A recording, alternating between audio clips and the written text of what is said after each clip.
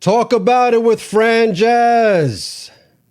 Today's special guest has interviewed megastars ranging from Snoop Dogg to Hulk Hogan. He's an author of 9 books. He's a founder, a curator. The list goes on. Today's guest is Jon Chattman. What's up, man? How you doing? Good. Good. Thank you for being here. Thank you. I like the couch. Good. Nice. I'm glad it's comfortable. Good. Yeah. All right, let's start from the beginning. Where were you born? Yonkers. Yonkers. Oh, me too. I didn't know. Yeah. What hospital?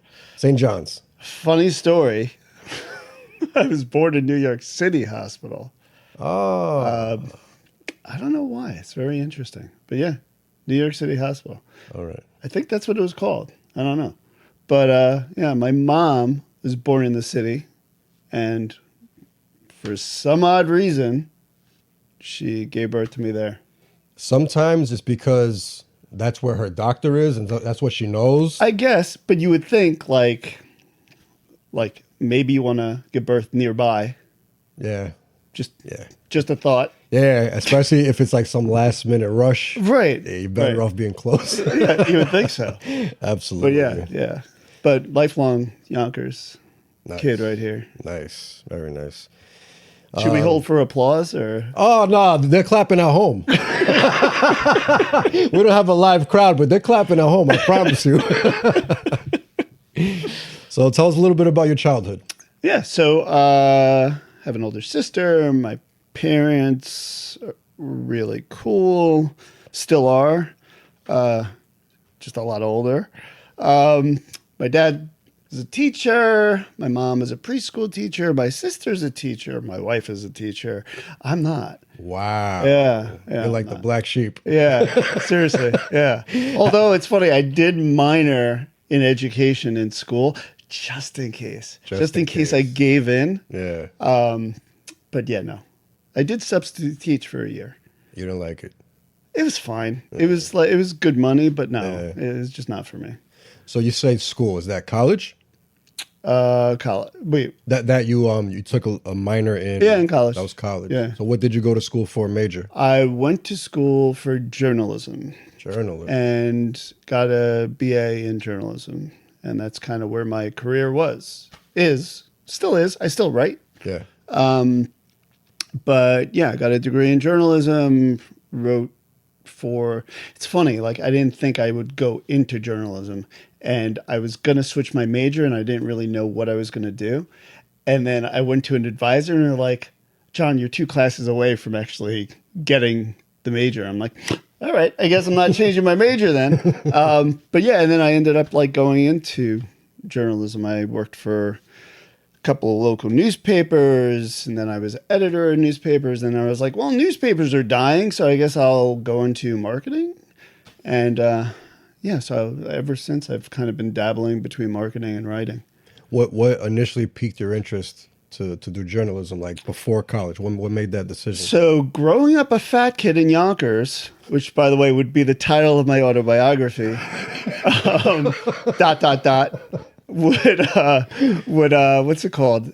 Movies were escape for me, and I just told you before you hit record that like I put this on airplane mode whenever I go to movies because movies are always and always have been like escape for me. So growing up a fat kid in Yonkers, they were escape for me, and I would actually write like movie reviews, and what started as like me just kind of like writing reviews and watching like all reviewers and all that turned into like me writing reviews for my high school paper and then me being the movie reviewer of my college newspaper and then ultimately like me writing reviews for local newspapers and then me writing reviews every now and then for the New York Post and like stuff like that.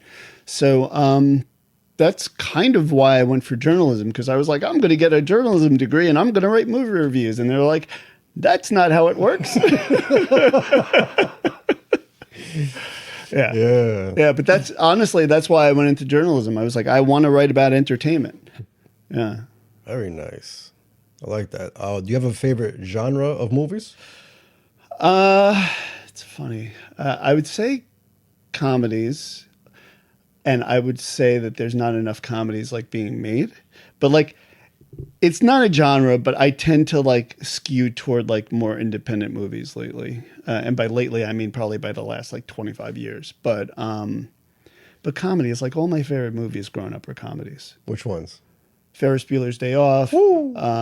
Big with Tom Hanks is like up there for me. But like the original Police Academy, which I literally watched 11 times in 2 days. I never forget that because my parents thought there was something wrong with me. And they were right. They were definitely right. Wow, that's a lot. Yeah. And then, just like comedies. Yeah. You like the Jim Carrey a lot? Jim Carrey's funny. Yeah. I like him a lot. My, I would say in my top 5 is Eternal Sunshine of the Spotless Mind. Top 5, easy. That movie's so deep, I wouldn't even really consider it a comedy. Even there's so much comedy in it. Yeah, no way it's a comedy. Yeah. But, I mean, there's definitely comedic elements. Absolutely. But no, I mean, that's kind of a downer. I watched that again during COVID. Not probably a good idea, but I mean. You know, a lot of it was filmed in Yonkers. Really? Carroll Avenue. My friend used to live there. He told me when it was being filmed. Then when it came out, I was looking for things. I'm like, I know exactly what that is. It's one of the parts where he's, you know what, when he's getting his memory removed and all that stuff. You'll see like a store behind him, and then the sign of the store will go away. It's right there on Carroll Avenue. Oh, wow. In Yonkers, yeah. I didn't know that. Yeah, that's cool. Really, really cool movie. Yeah. It's a classic. I love that movie. Yeah, that's up there. Like, that's probably like top 3. There's my favorite movies. So there's Star Wars, which I believe is above movies because it's like a separate entity on itself. The original 3, I'm talking. And then there's like my favorite movies because it's very hard for me to differentiate between like the experiences and movies because I look at Star Wars as more of an experience for myself as a kid. So, so besides Star Wars and Spotless Mind, what are the other 4 for your top 5? Oh, favorite movies? Yeah. Oh, man. I'm asking because I love movies. So yeah. It's funny because I have a Star Wars tattoo right here. And then I just got a tattoo of the movie Luca, which came out during COVID, which is a Pixar movie that very few people saw because it came out during COVID. They released it straight. Streaming on Disney Plus. So I have Silenzio Bruno right here, which means basically get outside of your own mind. It's if you saw the movie. I haven't. So I got that. I have kids, and it's funny. I got it for myself. What's it called? The other tattoos are for the kids. But so let's see. So Empire Strikes Back. Royal Tenenbaums is up there. Wow. That was also shot in Yonkers, by the way. That I didn't know. Yeah. That was Royal shot in Tenenbaums. I thought that was like a different country. No. It seemed like England. No, that was actually shot not too far from where we are right now. That's interesting. Yeah. I won't reveal where we are. I appreciate We don't want people knocking. Like, who's that weirdo you had on your couch? Who's talking about tattoos? Yeah, I don't know. There's just like so many to name, like The Professional. That's up there. Oh man. Just one more. One more movie. Let's see. Like Leonardo DiCaprio? I do. Like Denzel Washington? Love Denzel Washington. He's a Mount Vernon kid. Yeah. Man, Glory is a great movie. It's not in my favorites. I'm going to say E.T. I'm just going to go with E.T. It's a classic. It's a classic. I'm going to go with E.T. But we could probably spend the next hour and I would like swap out my top 5. Right. Like so easily. If you think of something, just bring it up. We're going to be talking and I'm just going to like shout out a movie. Let's do that. Yeah. I'm in. Yeah.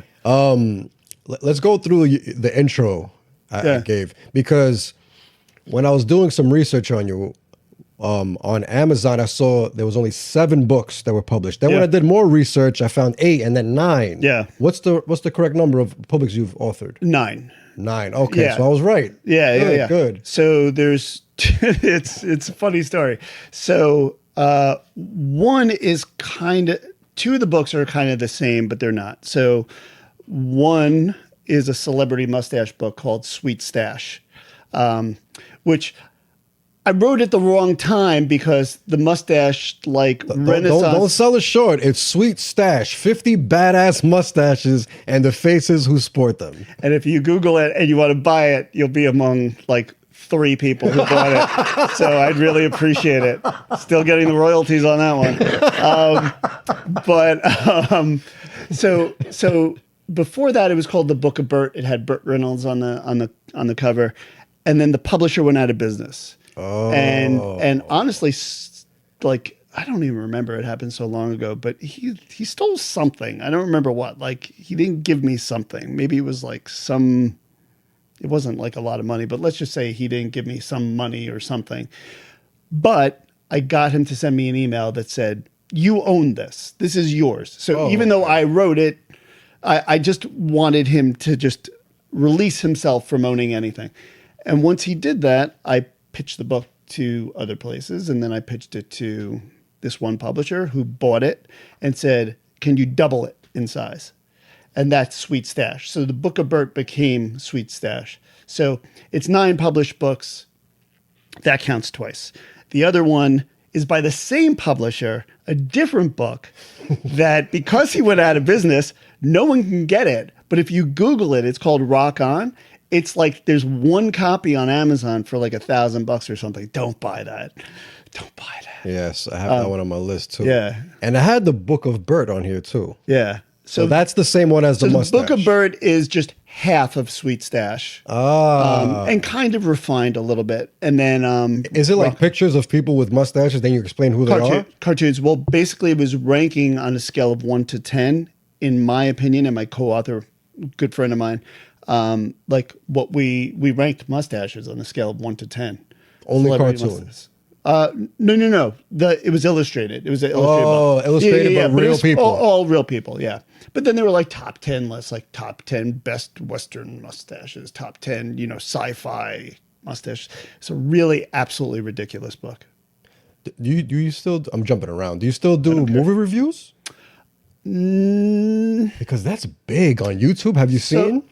I have. So I don't do movie reviews. Sometimes I'll do theater reviews, like on the Westchester Pop, which I'm sure we'll talk about later. You review just the property, the theater. No, I'll review like And Juliet on Broadway, or like a concert I'll review, or maybe occasionally movies. I don't know, but for the most part, not really. You would have made a killing on YouTube right now. Yeah,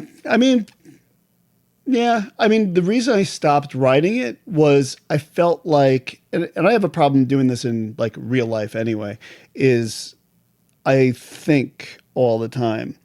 And when I would watch movies, I would think about what I would be writing.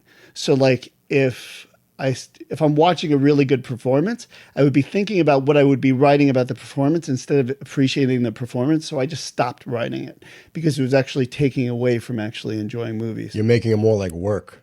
Yeah, it was work. Yeah. It was work. I understand that completely. So like I'm thinking of like, oh, what's my first sentence going to be?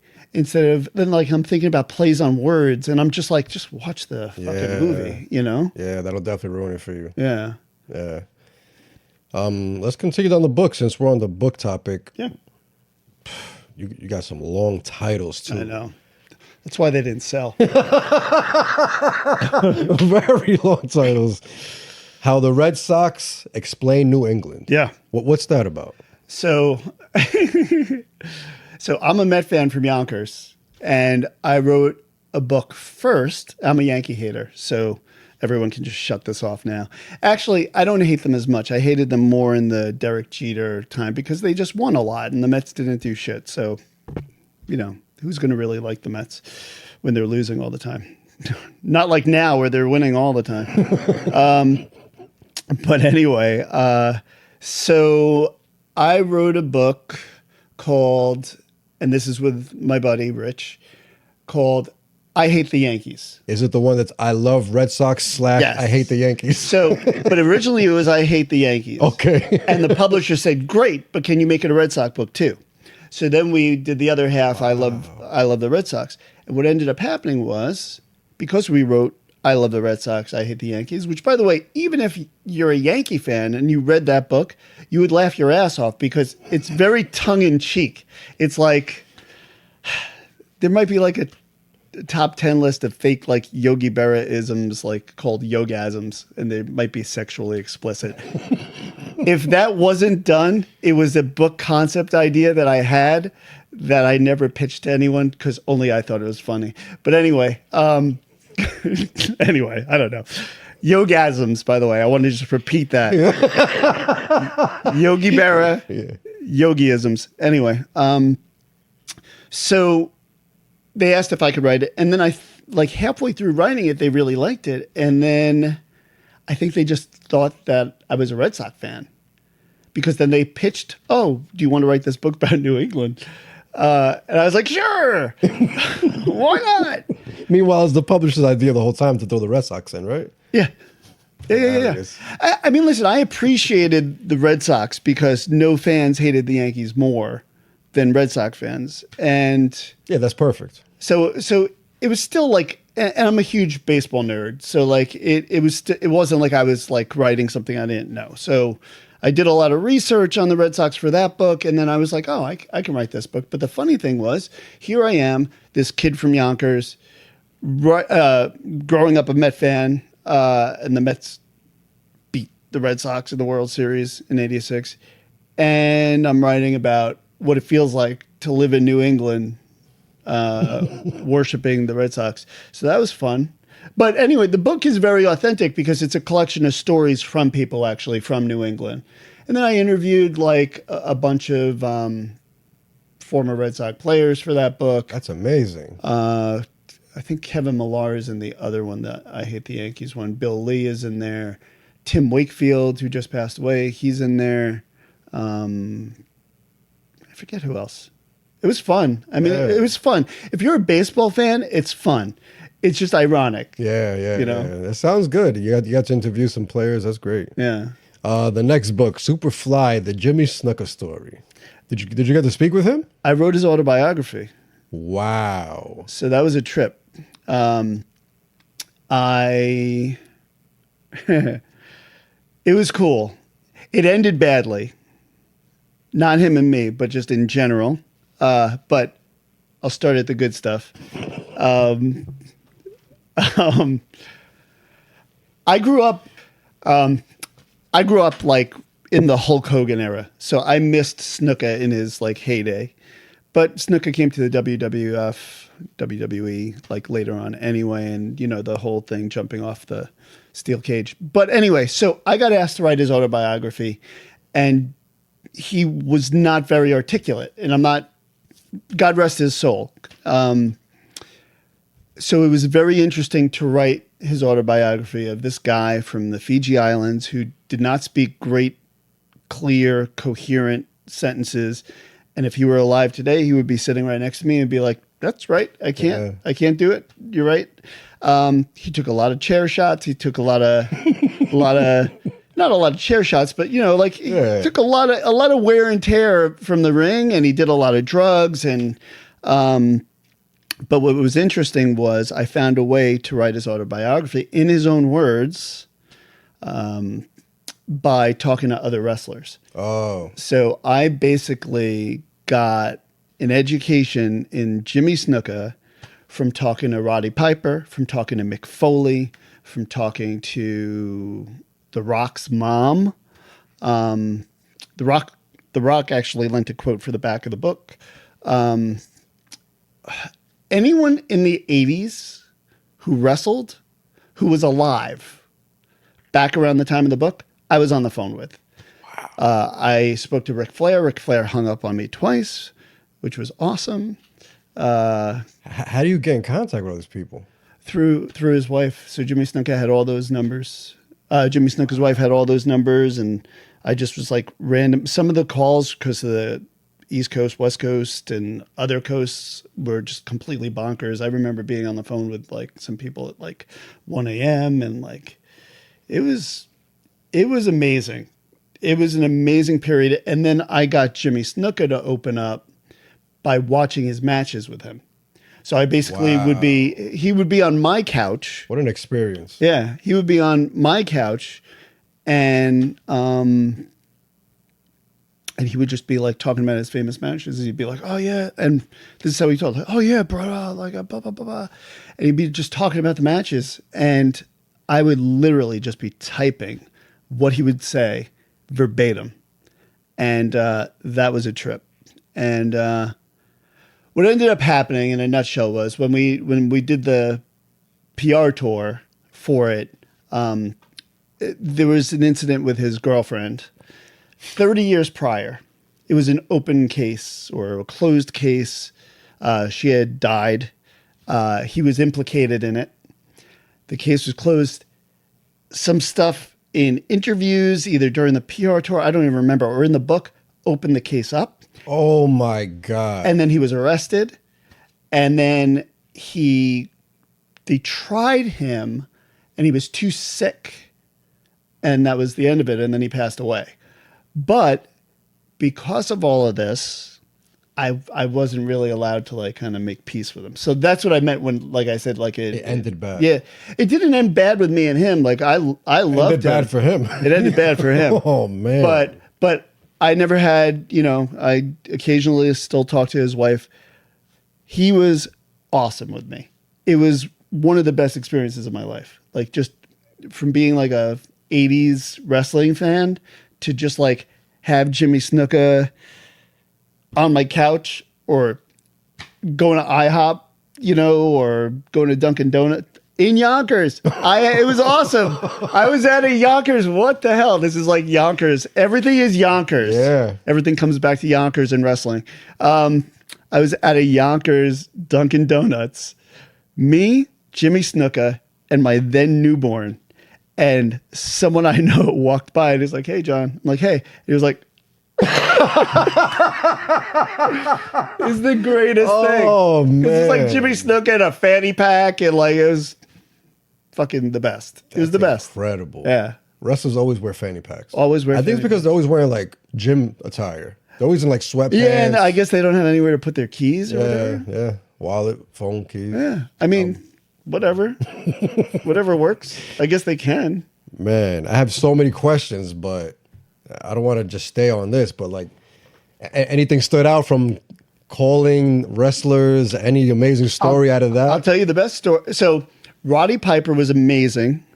And I was very sad that when he passed away, but Roddy Piper was one of my favorites. So talking to him on the phone for an hour and a half about the coconut. Do you know that? About hitting over the head with a coconut? I don't think so. All right, you got to YouTube that, everybody. Hitting Jimmy Snuka over the head with a coconut is a very famous WWE moment. Roddy Piper did it? Yeah. Wow. So that's a big moment. But my favorite story from that whole experience is I was working my day job at a music school and I had to talk to Ric Flair. So I closed the door at a music school and I'm in my office and like, I don't want anyone to walk in, right? So I have my door closed and everyone like knocks on the door. You know how working in an office, it sucks. Everyone just violates your privacy all the time. So I'm just like nervous someone's going to walk in, nervous I'm going to get caught because I'm doing something I shouldn't, even though it was my lunch hour. Anyway, so I call him and he's at a hotel bar. And anyway, there's a whole thing about kayfabe and breaking kayfabe. Basically, the bottom line is there's some old school wrestlers who want you to believe that back in the 70s or whatever, it was real. Like if you were a bad guy in wrestling, you only hung out with bad guys. If you were a good guy, you only hung out with good guys. So if Ric Flair is a bad guy, he's not going to a bar with Jimmy Snuka, who's a good guy, because they're enemies, because that's what you're showing the public. And that's what they did before, Vince McMahon Sr. bought everything and went to TV and all this shit. Anyway, so Ric Flair told me he didn't want to break character. So he didn't want to address what Jimmy Snuka was like outside of the ring. But he started to. Oh, good. So he was telling me like, oh, like Jimmy, inside the ring, Jimmy would do this and this and this. And then I would ask a question. And he was like, "John, I told you I'm old school." So that's what he would say. Ric Flair is yelling at me on the phone. I'm at my freaking day job.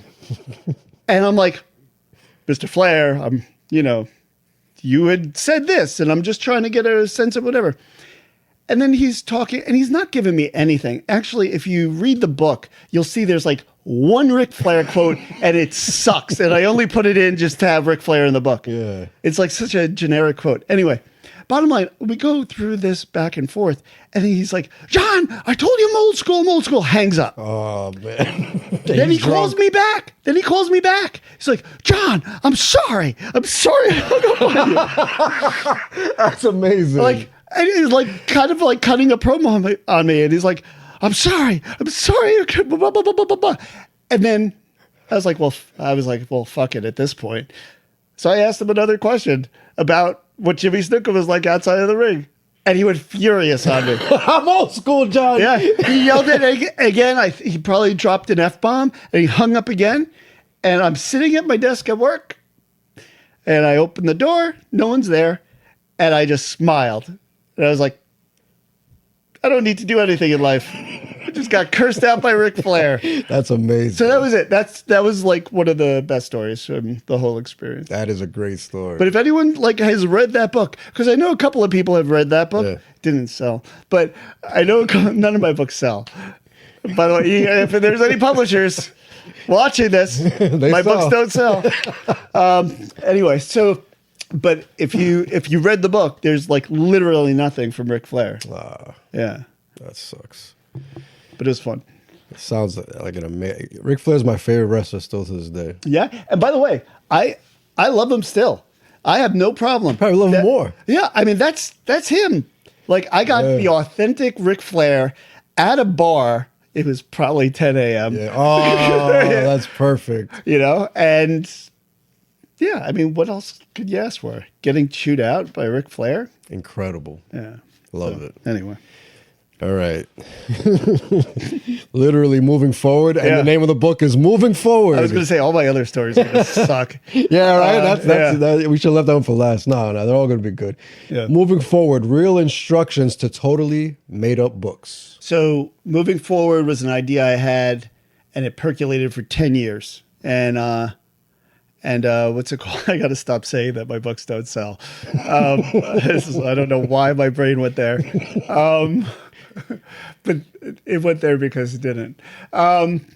So this concept, I had an idea because I had written a lot of books, and you get someone to write the foreword. The idea of a foreword is you get someone big, like, for example, Roddy Piper wrote the foreword, or Mick Foley, I forget, for Jimmy Snuka's book. And it's basically someone just saying, if you don't know what a foreword is, what's it called? Jimmy Snuka's a great guy. He was so great in the ring, and what you're about to read is a lot of fun. Enjoy. Something like that. Not as lame as that. Yeah. And I thought to myself, after I'm writing all these books, damn, it would be really funny if there was just a collection of forewords, books that don't exist. And after 10 years of literally sitting in my head, I found a publisher who said, yes, that's a great idea.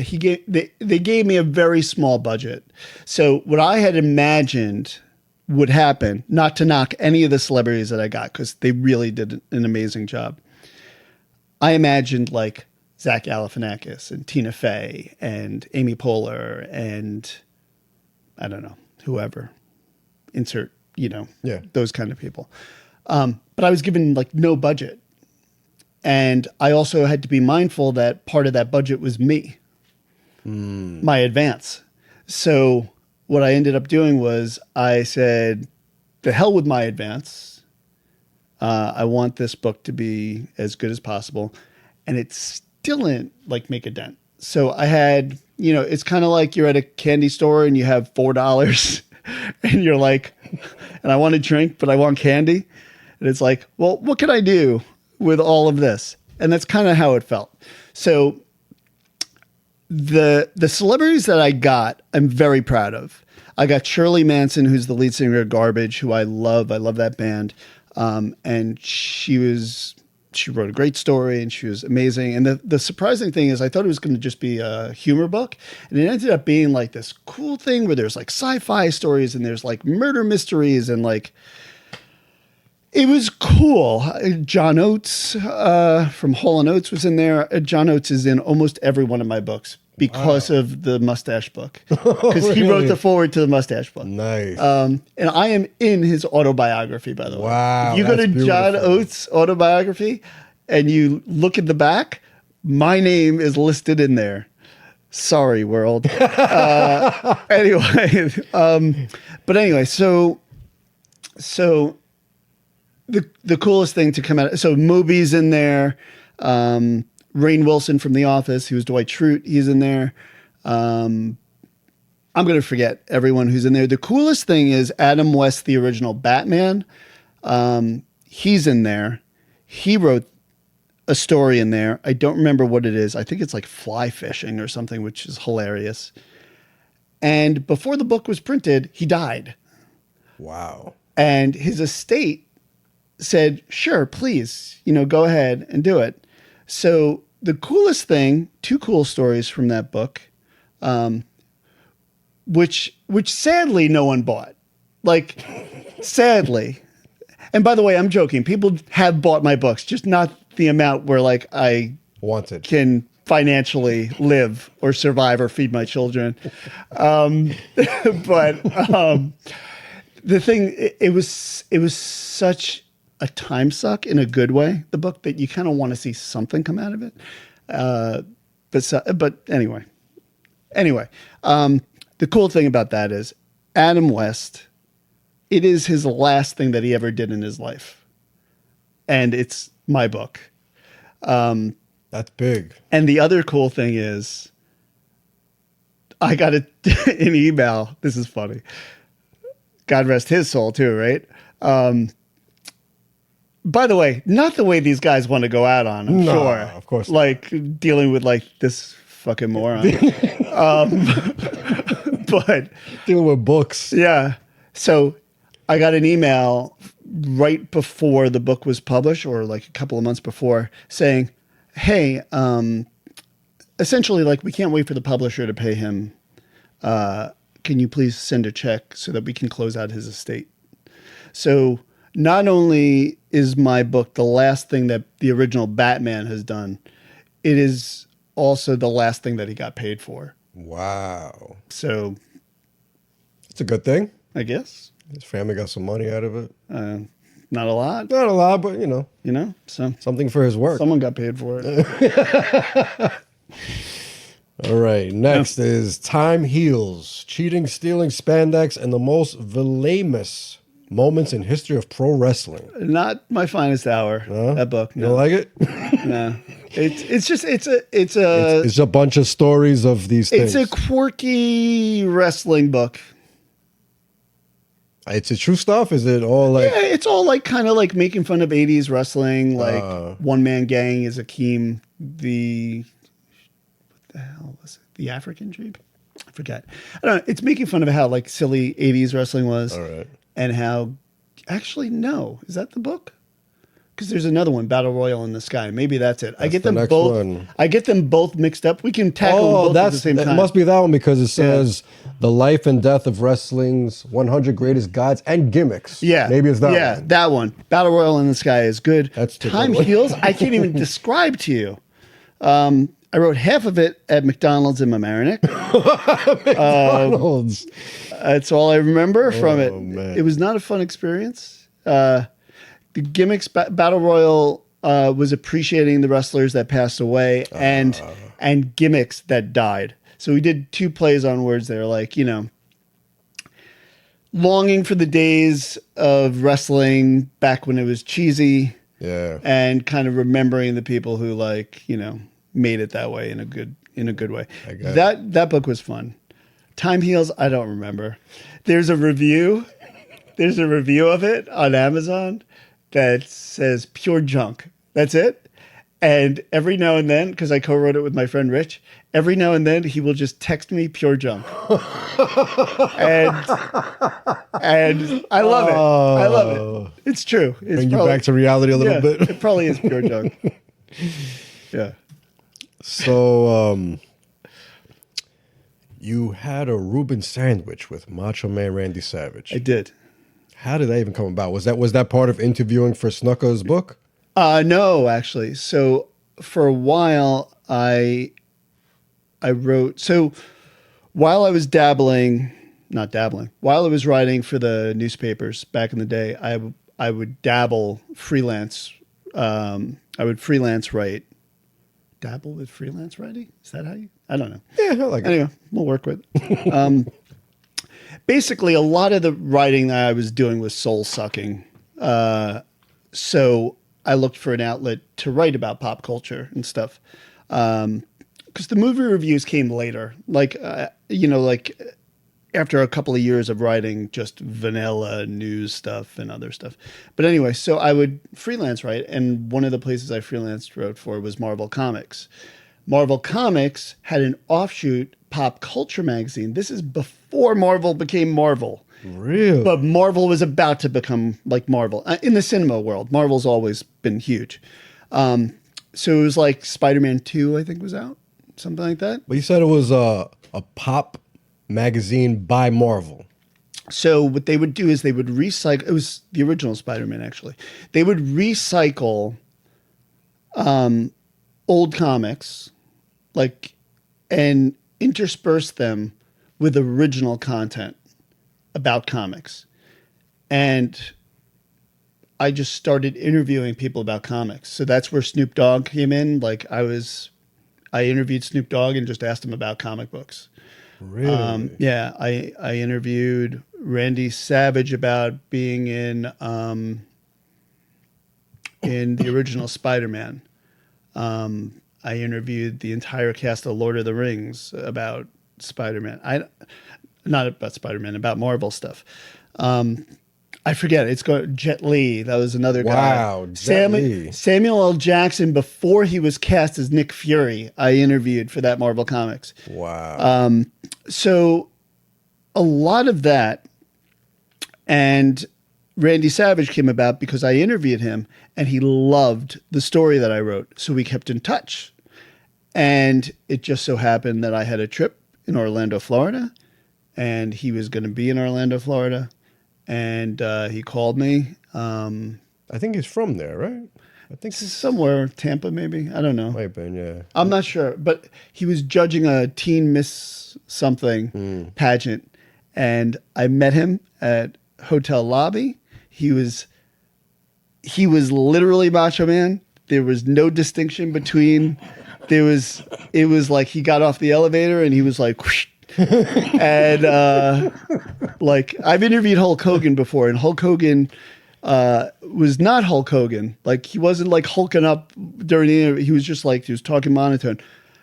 Macho Man was Macho Man. So Macho Man and he took me out for lunch. I had a beer with him. He got a Reuben sandwich. I'm like, I'll just get what you're getting.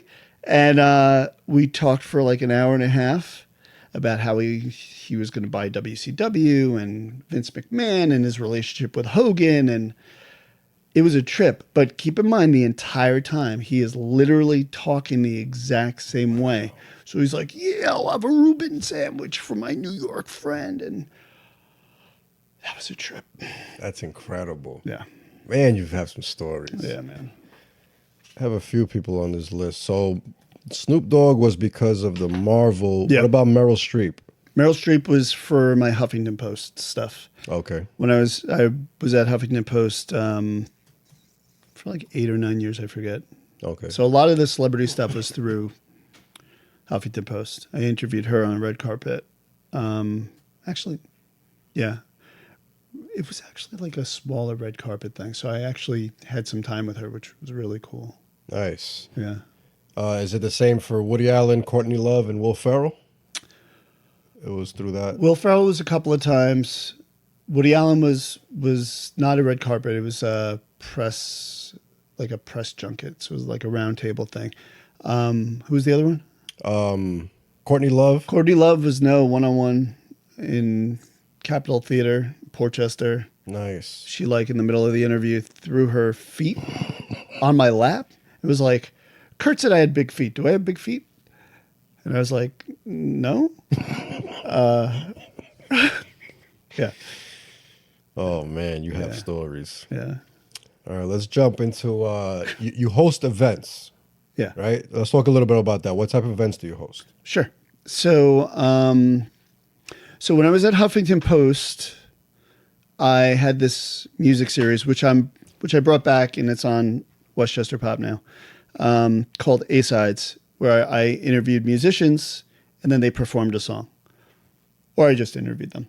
So the events that I've been doing, mostly in people's homes, is it's either a house concert where people, if they want like a local musician or national, I book for whatever. I'll rewind and better answer what you just asked me. Since I'm literally answering this like Jimmy Snuka.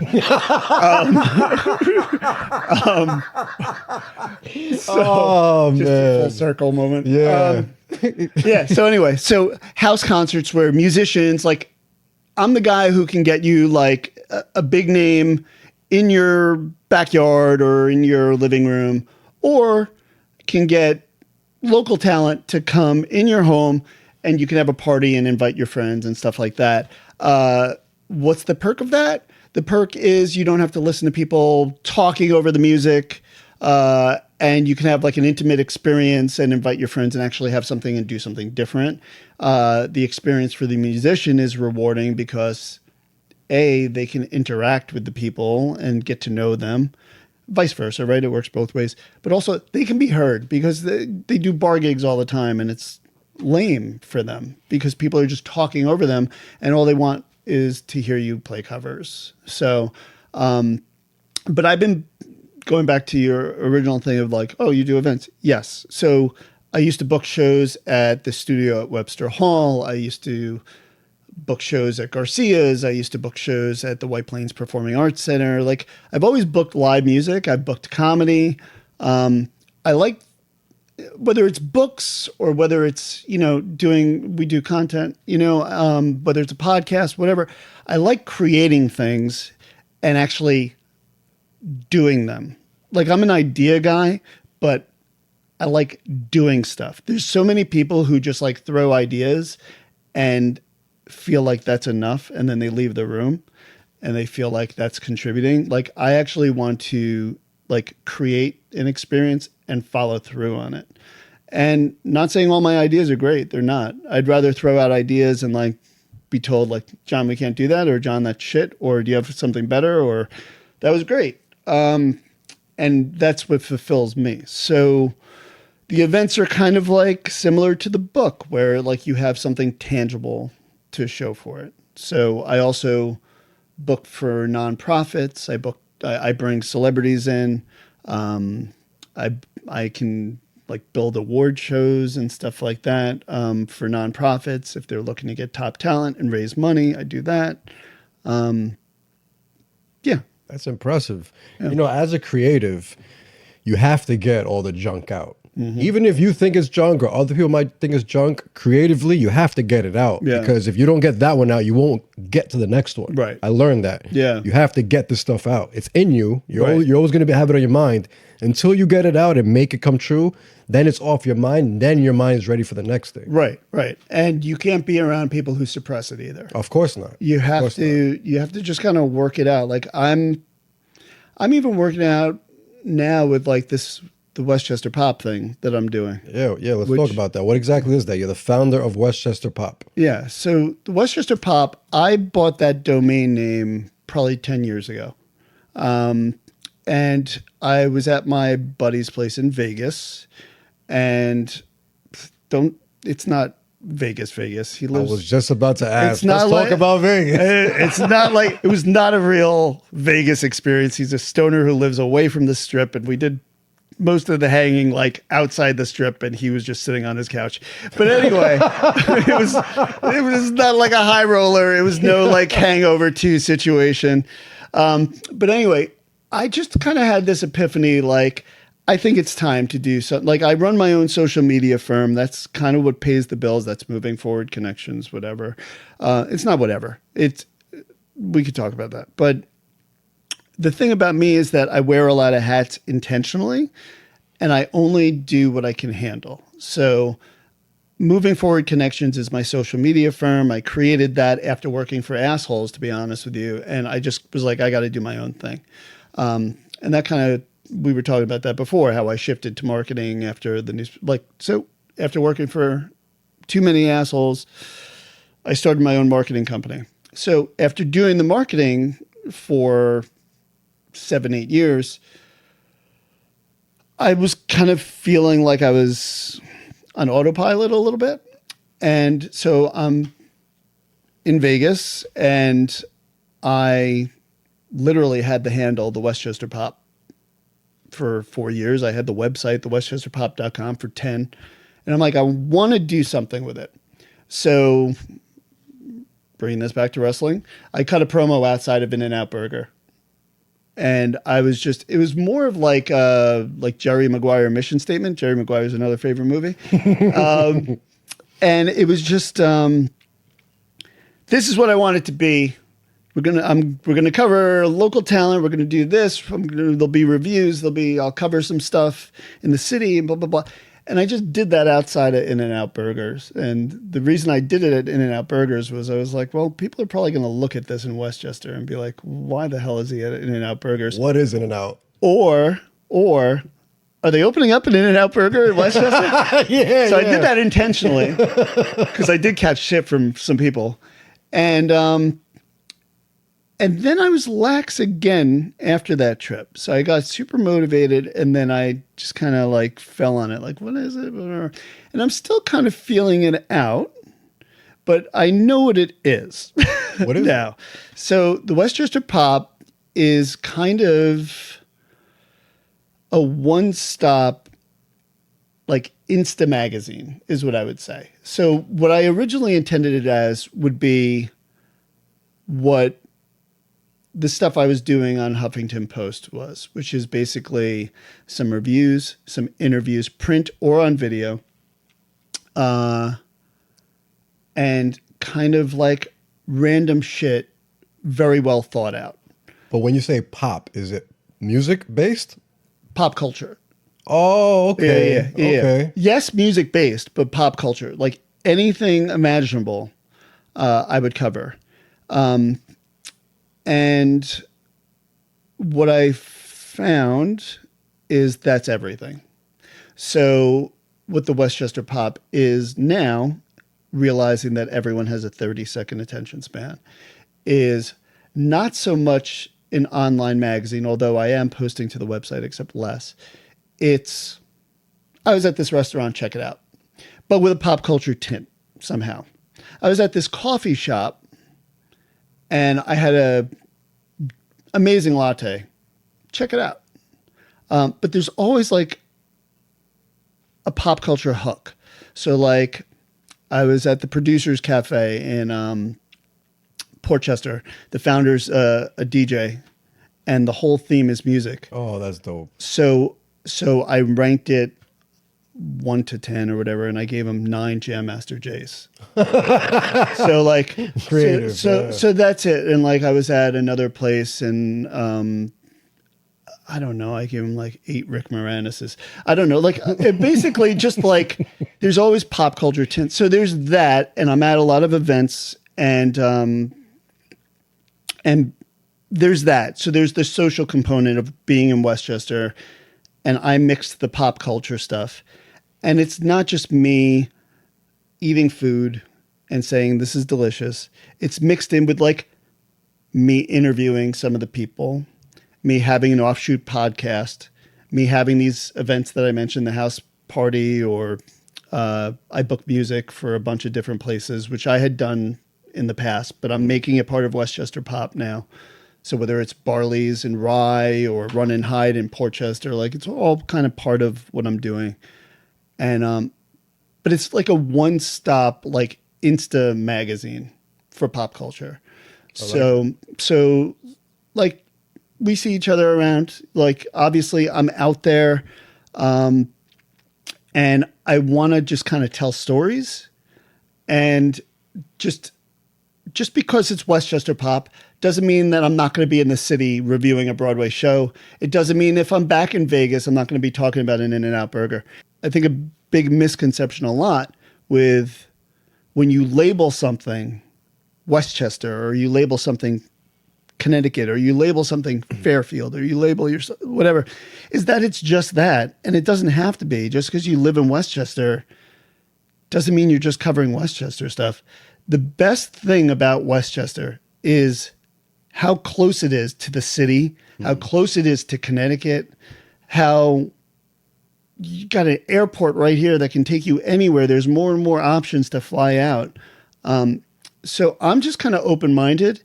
And I think when I first started the Westchester Pop, I really didn't know what I wanted it to be. Yeah. And going back to the brain always going and not really knowing, it's more defined now. And it wasn't when I first started. And you can look at the page now and be like, I don't think it's defined, John. Not really sure you're quite there. Let's dive into the moving forward connections. You're the founder and president. Yeah. So this is more of a marketing agency that you created? Yeah. So I created, again, going back, I was in marketing for a while. I was director of marketing communications for a couple of nonprofits, a couple of other places. And like I said, I just had a couple of run-ins where I worked for some not pleasant people, and I was getting clients on the side. I was taking on clients on the side. And I was just like, it got to the point where it felt like it would be too much of a risk not to go out on my own. It took 8 years, 8 years for me to get the guts to go out on my own. It's the fear. Fear holds people back. Yeah. And it finally got to the point where I was just like, you know what? I gotta just see what's going on. And it worked out really well. COVID happened and obviously took away all my clients, but I built it back up. But yeah, it's primarily social media. I'm still taking on social media clients. And it's me. I do have people who I work with to assist, but you basically get me. I'm very hands-on. And I enjoy it. It's very difficult. I feel like social media is getting more and more difficult because there's so much content out there. I mean, you and I are responsible for how many Instagram handles? If you and I talk right now, we're probably responsible for 7 handles, I'm guessing. Well, right? 7 to 10. Yeah. So that's what I'm saying. There's just so much content. So when you're managing other people's and you're managing your own,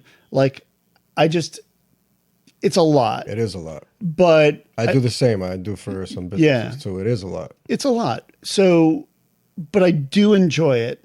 And I especially enjoy it when there's results. I especially enjoy that. But there's not always results. And there's also unreasonable expectations. And absolutely. That is people think difficult. Virality is the goal. Yeah. And I tell people that's not the goal. Yeah. As a business, your goal is to make as much content on as many platforms as possible. So when someone is searching for what you're offering, they find you. Yeah. That was well said. That was. I like it. Thank you. I like it. Do we pause for applause now? They're doing it at home. They're doing it at home. I do think that we're so driven on views. Yeah.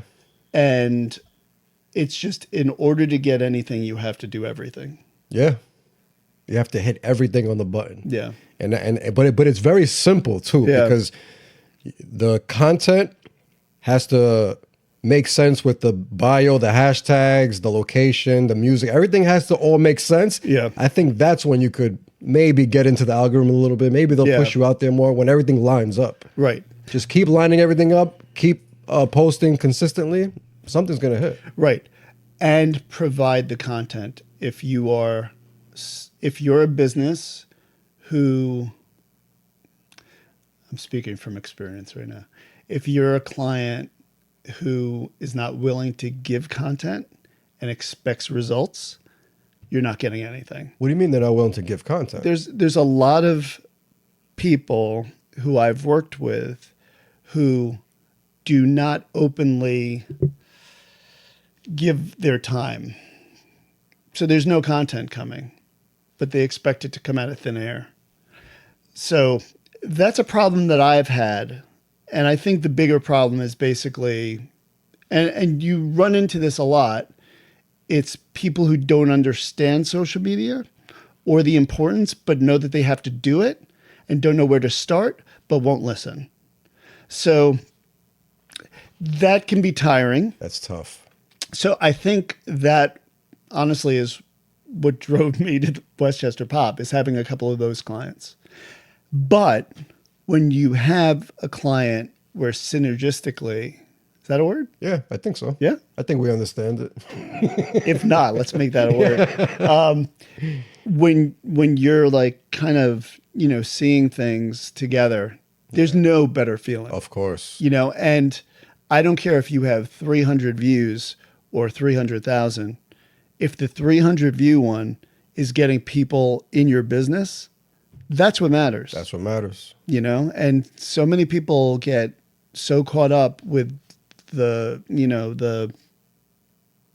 lights, I don't know, the numbers, Yeah. and they're losing sight of like, well, you're a local business in, I was going to say Bumblefuck, but it's not not Bumblefuck. You're a small business in small town USA. It doesn't matter if you're blowing up. What matters is that organically you have people in your area finding you, and they came in because they saw that. That's what it's all about. Yeah. Exactly. Going viral is nice though. Oh, of course. But so is actually getting asses in your place. That's what matters more than virality. Yeah. Because it could just be a post people like and share and nobody comes to your store. Yeah. So what do you do when you have a client that doesn't help you out with anything? It's just they expect you to be everything, the creative, everything. Just make it happen. You got it. Sometimes I'll just stop and leave. Like, that's it.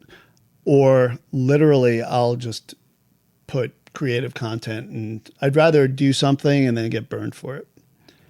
And by burned, it means like, John, we really don't like that post. We think it doesn't fit with our blah, blah, blah. I'm basically talking about like kind of dry clients. And there are certain clients who don't have the bandwidth to understand any of this shit. Yeah. And by the way, it's funny because I do have people who say to me like, I don't even have my own Instagram. And I'm like, don't. Yeah, you don't need one. Like, don't. Like, it's a rabbit hole. Don't. But for your business, you need it. Absolutely. Like, don't. Honestly, don't. Yeah. It's a rabbit hole. Like, honestly, stay away. It's fine.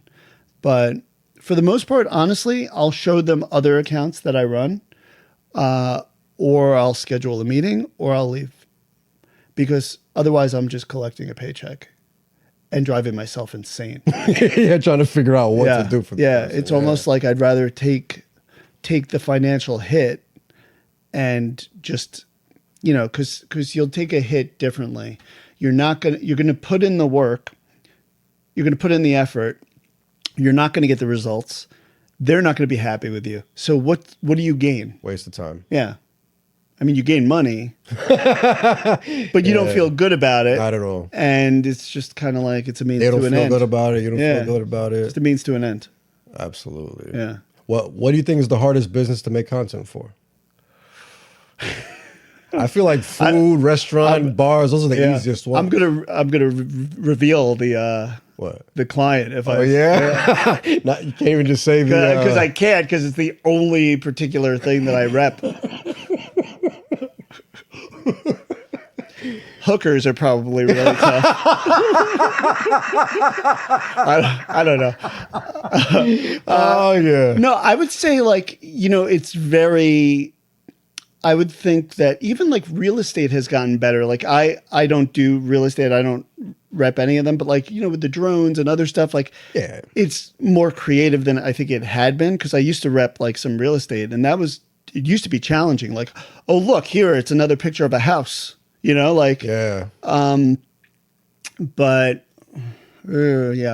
let me see if I can say it like without saying it. Yeah. Private investigators, maybe. Wow. Yeah. Yeah, because you can't say anything. Yeah. You can't really promote that business. Yeah. That's like not even like close to what I'm saying. Oh, okay. But no, There's like some very, you know what? I think that with any business, you can do something creative. You have to be willing to be creative. Absolutely. And I think you have to like get outside of your comfort zone and realize like, hey, if you do something a little creative, it's not going to make you lose customers. If you're going to do something that's completely unorthodox and like completely, in bad taste, then yeah. But like, if the core is your business, you're not really doing wrong. If the core of the content is, business. Yeah. I mean, like you can, I'll give you an example. Like I had a client and I was like, you know what? Like you're at this restaurant, just post a picture or a video and just compliment the restaurant, because then you can tag that restaurant and maybe they'll share it in stories and maybe you'll reach something. Like I know it's not your business, but you're going to possibly reach a different audience. No, I don't know. And I'm like, but it's something different. Absolutely. People are going to look at it because instead of the same vanilla, boring shit that we always post, I didn't say this, but like, I did say like instead of the same boring shit, no, instead of the same stuff, people are going to be like, oh, that's interesting. He's in a whatever. You're right. It could be a law firm. You post your lunch, you tag they repost it. Now everybody on that person's story now knows you exist. Something different. It doesn't. You don't have to like go nuts. Just a little bit. That's a little bit. Just to be seen. Even if it is a law firm, talking to Starbucks. You want to do a testimonial or something? Do it in a Starbucks. At the very least, it's a tag. Yeah, at the very least. Yeah. It could get shared. Yeah. What religion do you grow up practicing? Bad Jew. Bad Jew? Bad Jew. What does that mean? I'm non-practicing. Oh, you're not practicing. Okay. Do you have a relationship with God? I have a funny. That's interesting. I've never been asked that. So I would say I'm spiritual. I do believe in God. Yeah, I grew up in a very like weird Jewish home. So like that's why I'm not religious and why I say I'm a bad Jew. I'm not really a bad Jew. Like no one's bad at anything, right? You're just better if you practice it more? Is that what it is? No, there's no bad or good. Yeah. I think that the reason why I don't practice is because I feel like you should be full throttle if you are. And I'm not. So I don't practice. Like if I don't believe in a holiday or something, I'm not going to just, for what? Absolutely. Like the Jewish holidays for me were a day off of school. It wasn't for me to celebrate the holiday. So that's why like when I became an adult, I was like, I'm good. So when you say you're spiritual, what do you mean? I mean, I believe that there's something out there. And I think that there's something bigger than us, I'm not really into religion of any kind. I meditated for a while, and meditating was like outer worldly for me when I did it. And really like, I feel like it made me a better person. And I feel like it brought me closer to something that I feel like people experience with religion and God. And then I stopped. You had enough? What is this feeling good bullshit? You dipped your toe in it and said, I know it exists, I'm good. I don't like this feeling good shit.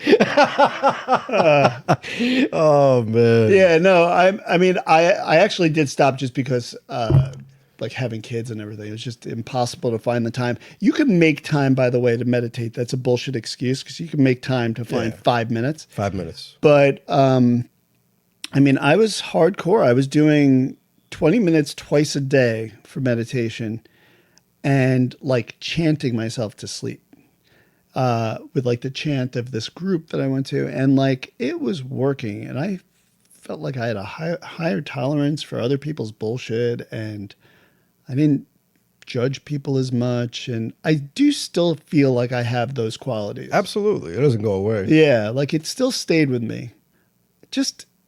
I definitely need time to slow down. I feel like, especially, and you know this, I'm sure, like this phone just occupies way too much of my time. And I'm not like saying anyone's special. I think it occupies everyone's time. But like me especially, I feel it.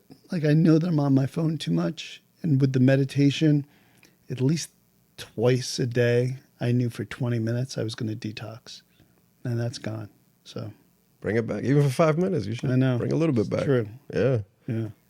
absolutely. When you think of success, who's the first person you think of? Interesting.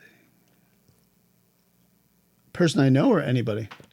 Anyone, dead or alive. That's interesting. I want to say my dad.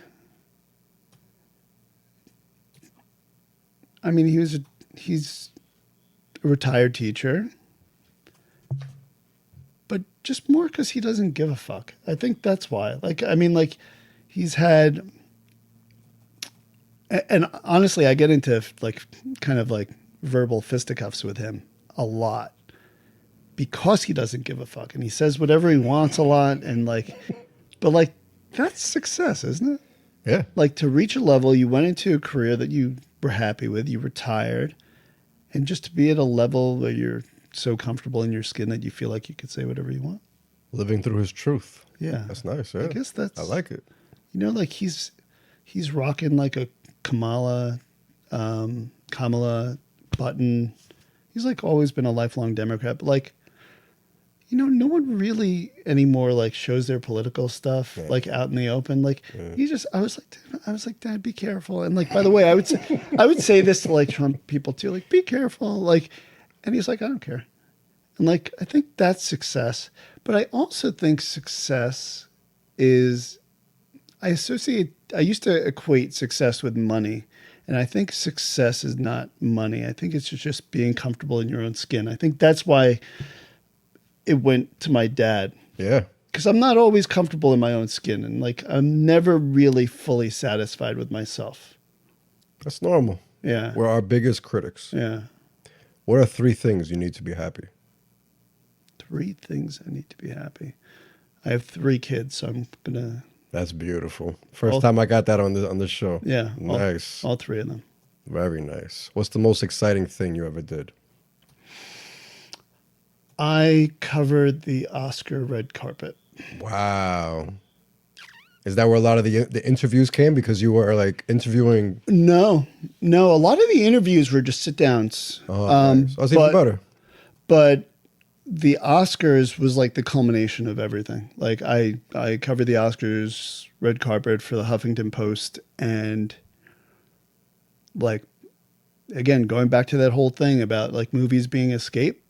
I watched the Oscar, like how many like 9-year-olds or 7-year-olds do you know that was like looking forward to the Oscars? I used to watch award shows as a kid, but my main thing was the movies that I liked. I'm hoping they won, and the music performances. That's all I cared about. Yeah. Everything else, I didn't really care. I was like hardcore, like into movies and like crazy. Like I did my Oscar predictions. I still do. But I did them like as a kid. And to cover the Oscars, I never thought I would ever do that. And the day before, I covered the Independent Spirit Awards, and I watched those too. Wow. And like in those 2 days, I interviewed like crazy people, and I met crazy people. But just to even be there, I don't care who the hell I interviewed those days, but like just to see everyone was insane. Incredible. Yeah. As you get older, what has become more important and less important? Less important is what other people think of me. And that's all I used to care about. I don't care what anyone thinks of me anymore. And what's most and least?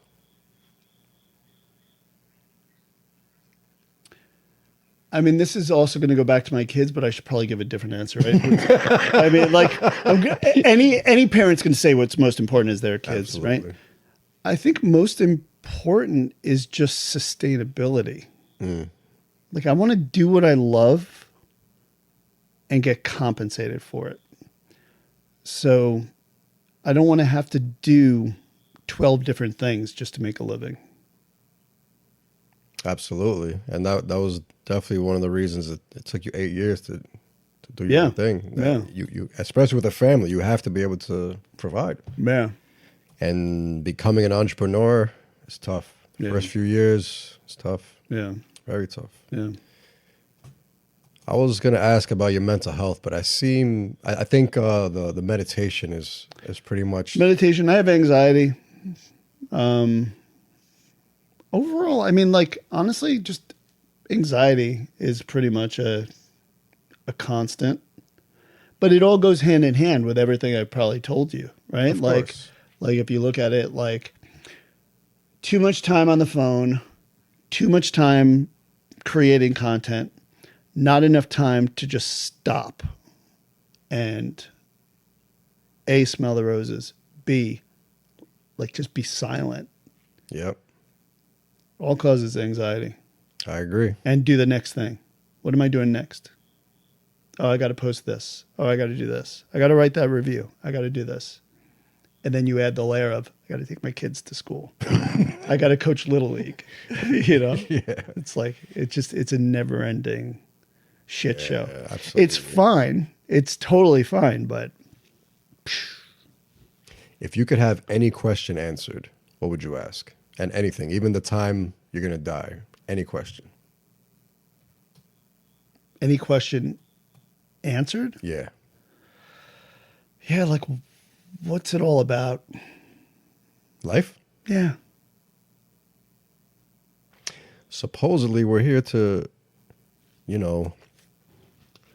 take care of the earth. We're the highest intelligence here. We're supposed to take care of the earth. Yeah. I think that is probably true.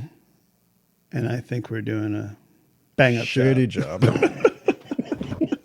The beautiful thing, social media has a lot of negatives, but the beautiful thing about social media is brought awareness to a lot of going on in the world. And when people see this, they're trying to help, they're trying to make a change, they're trying to make things better. So social media definitely has helped with, I think, saving the planet a little bit more. Here's what I hate about people who say social media is horrible, which, by the way, I agree. Yeah, I think it is. I think it's horrible. But what I tell prospective clients who I'm trying to close with, and by the way, it's not bullshit. This is how I really feel. You can use it for what you want it to be. And it's not like an amazing statement, but use it the way it uses you. So there's clients who I have that are nonprofits or like literally saving the planet. And that's 10 times more important than your cheese pull. If it's a good cheese pull, I don't know. Yeah, listen. I don't really do very good cheese pulls. I don't. I have failed at them. But, those are nice. But if you can show volunteers cleaning up a river, you're going to get more volunteers. Similarly, you show a good cheese pull, you might get some customers. So it all works. I get it. But this notion of anyone can film something and become all of a sudden, Haktua. Yeah, exactly. But like, it's the same thing. Like, no, I have a journalism degree. If I write a review, it's different than someone who just starts a blog. It's different. I do think that there is a difference between being a content creator and just starting an Instagram and filming shit. I think there's a difference. 100% there's a difference. So I think that, social media is important. And at the same, speaking both sides of my mouth, I think it's terrible. It is. I mean, it is a complete disaster. However, I agree with you. I mean, I think that it raises a lot of awareness. And I mean, dude with sign, yes, most of his shit is ridiculous. But how much exposure is he bringing to some good causes when he partners with somebody? Maybe he's not the best example, but you know what I'm saying. Yeah, he's an example. Yeah. There was a lot in this podcast. Is there anything that I didn't touch that No, you think we should edit talk the about? fuck out of this. People are going to be like, this guy doesn't know what the fuck he's doing. He is completely ADD. He's fucking hanging out with Jimmy Snuka. I don't even know where to begin with this guy. I feel sorry for your editing. Just cut the second half. I don't edit much. I just let it rip. Yeah? I love it. How long have we been talking? It has been 1 hour and 16 minutes. Okay. Beautiful. I could go for 2 hours. It's nothing. That's not terrible. Not at all. Cut that down to 1:30. 1:30. That's what I love. That's what I love, by the way, that I've found, like when I did the whole Westchester Pop thing and I'm doing podcasts and I'm like, people are going to listen. And then I'm like, fuck. People are going to watch the 1:30 clip or 30-second clip. That's it. That's it. Such so a many bummer. people tell me they watch my stuff, but they literally just watch the clip. Yeah. And they say, oh, yeah, I saw that one. Yeah. No, you didn't see that one. Yeah. You didn't see it. But people will find it, though. People have gone back. Yeah. So. Yeah, I don't mind the views. Like we were saying earlier, yeah. I don't care about the views. Yeah, it's all about doing it, and you'll find an audience. And listen, all the people that bought my books are going to listen to this. Oh, that's great. I'm going to leave the links to all the books down in the description, too. Awesome, man. If you had one law that everybody on Earth had to follow, what would it be? Oof.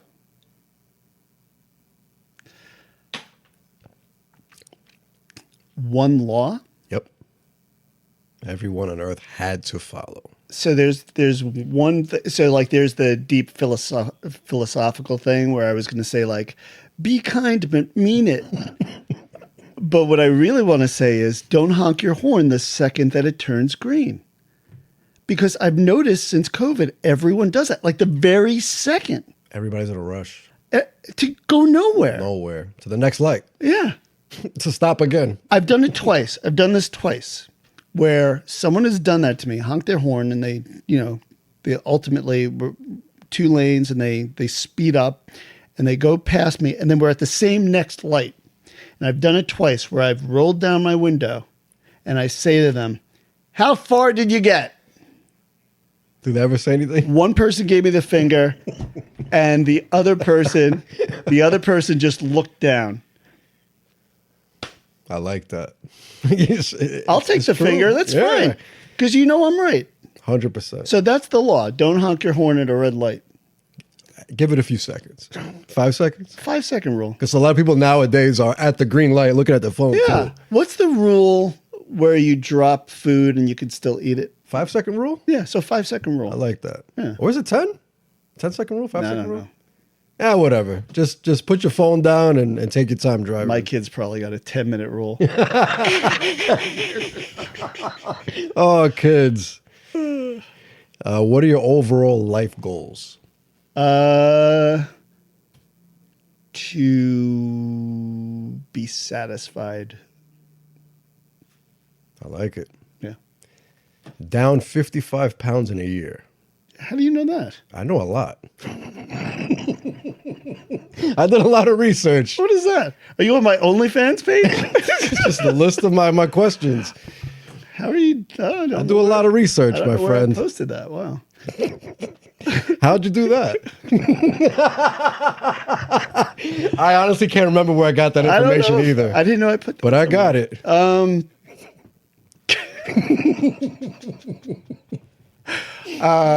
I joined a gym called U-Box in Larchmont. I am more than happy to give them a shout out. They are circuit training, 12 rounds, 3 minutes on, 2 exercises per station. 3 minutes on, 30 seconds off.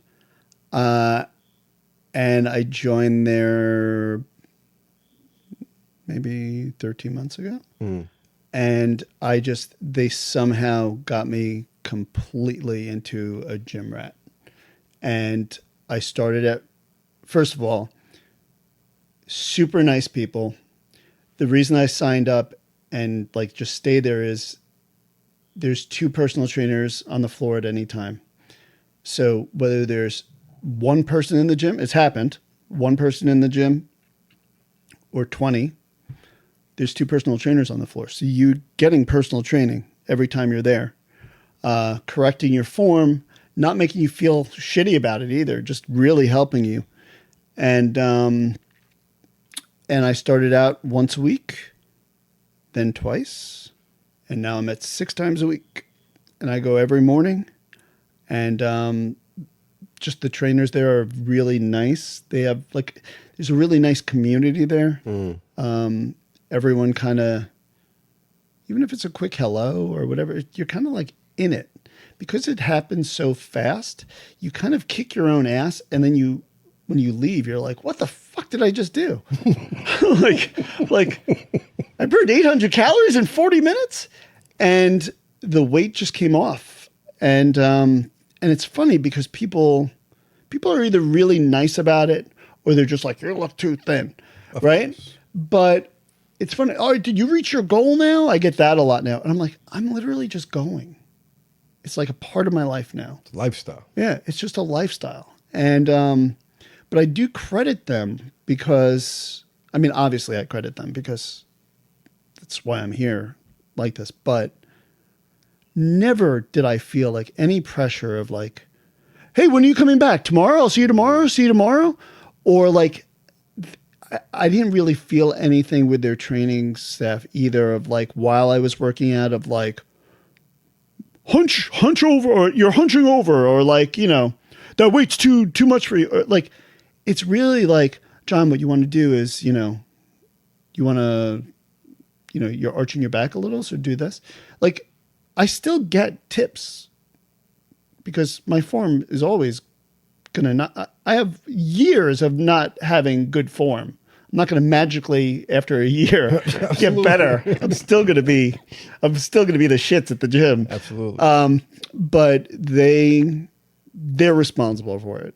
I mean, obviously I did the work, but like they helped me get to where I am. What about your diet? You didn't change anything about your diet? I changed my diet. Yeah.